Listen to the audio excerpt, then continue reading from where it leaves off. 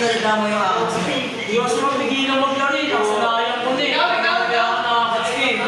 Pwede ka naman maglaro eh. Pero hindi mo lang ito ang dahil ng oras sa paglalaro. Hindi na, ito muna yung pag-aaral ko na bago maglaro. Para di ako bumagsak. Hindi ka dapat. Para hindi ka bumagsak.